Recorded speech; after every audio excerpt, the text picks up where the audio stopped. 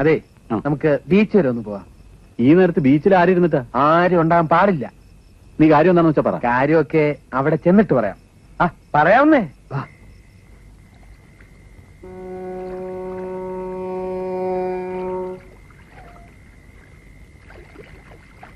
അല്ല, കുറെ നേരം ആയല്ലോ.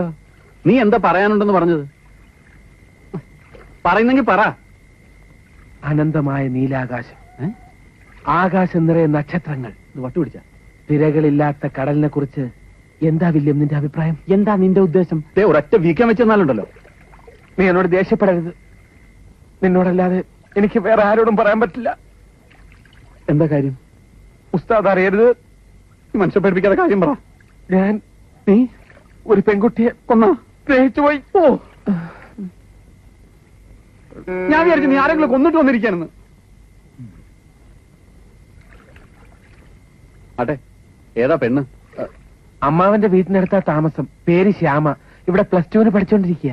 ഡീറ്റെയിൽസ് ഒക്കെ അവിടെ നിൽക്കട്ടെ. അവൾക്ക് നിന്നോട് എങ്ങനെ ഇഷ്ടമാണോ? അല്ലെന്നും ആണെന്നും പറയാൻ പറ്റില്ല. ചിലപ്പോ എന്നെ കാണുമ്പോ ചിരിക്കും. അതിപ്പോ നിന്നോട് ഇഷ്ടമുള്ളതുകൊണ്ട് ആയിക്കൊള്ളണമെന്നൊന്നുമില്ല. പിന്നെ ഇഷ്ടമുണ്ടോന്ന് അറിയാൻ എന്താ ഒരു മാർഗം? അതിനെപ്പറ്റി ചർച്ച ചെയ്യാനാ ഞാൻ നിന്നെ. ഒരു കാര്യം ചെയ്യാം, ഒരു ലവ് ലെറ്റർ കൊടുത്തു നോക്കാം. പ്രതികരണം എന്താണെന്ന് അറിയാമല്ലോ. നിനക്കാവുമ്പോ ഈ ലവ് ലെറ്റർ കൊടുത്തും പ്രേമിച്ച് നല്ല എക്സ്പീരിയൻസ് ഉണ്ടല്ലോ. നീ എനിക്ക് വേണ്ടി ഇംഗ്ലീഷിൽ ഒരു എഴുത്ത് എഴുതി തരണം. അതിന് ഇംഗ്ലീഷില്? അവള് ഇംഗ്ലീഷ് മീഡിയത്തിൽ പഠിച്ചോണ്ടിരിക്കുകയാണ്. ഞാൻ മലയാളത്തിൽ എഴുതി കൊടുത്താ മനസ്സിലാവൂലേ? അതല്ല, എന്റെ സ്റ്റാൻഡേർഡ് കുറവാണെന്ന് വിചാരിക്കില്ലേ? അതിപ്പോ ഇംഗ്ലീഷിൽ എഴുതി കൊടുത്താലും നിന്റെ സ്റ്റാൻഡേർഡ് അവൾ മനസ്സിലാക്കും. അവൾ അമേരിക്കയിലൊന്നും അല്ലല്ലോ ജനിച്ചത്. മലയാളത്തിൽ എഴുതി കൊടുത്തിട്ട് നിന്നെ പ്രേമിക്കുന്നെങ്കിൽ പ്രേമിച്ചാ മതി. അല്ലെങ്കിൽ പോവാൻ പറ.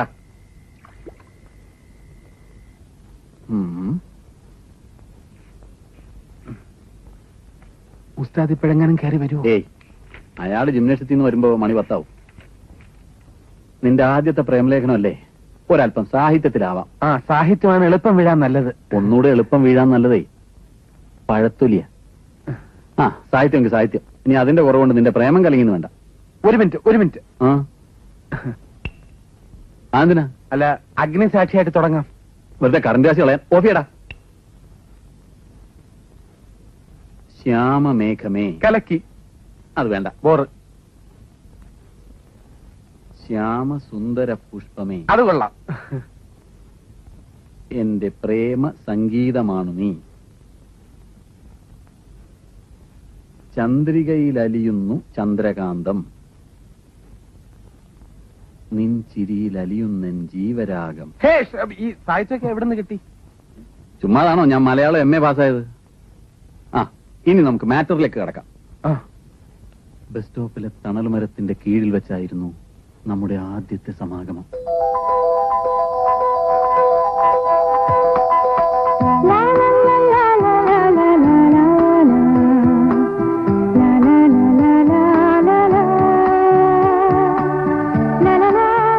പിന്നീട് നീതിയുടെ അടയാളമായ ത്രാസിന്റെ ഏറ്റക്കുറച്ചിലിനെ ചൊല്ലിയുള്ള യുദ്ധം.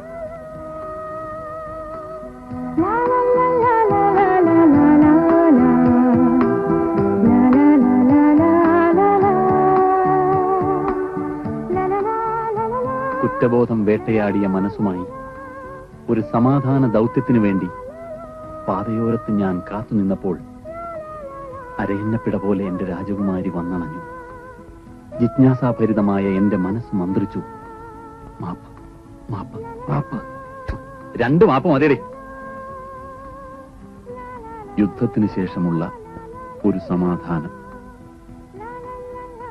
എന്റെ സുന്ദരി, എന്റെ പഞ്ചേന്ദ്രിയങ്ങളിലെല്ലാം നീയാണ്. നീയില്ലാതെ ഒരു ജീവിതം എനിക്കില്ല. മരണവും മരണമൊന്നും ലവ് ലെറ്ററിൽ എഴുതാൻ പാടില്ല. അശുഭ ലക്ഷണമാ. ആത്മഹത്യക്കുള്ള ടെൻഡൻസി കൂടും. എന്നാ ഇതോടെ ഒന്ന് ചേർക്ക്. എന്ത്? If you love me. ഇംഗ്ലീഷാ?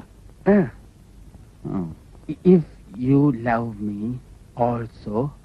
Also I love if you. മതി, കൂടുതൽ എഴുതി ചളവാക്കണ്ട എന്ന് സ്വന്തം രാജു. രാജേട്ടൻ. എന്ത്? രാജുവേട്ടൻ. രാജു വേട്ടൻ.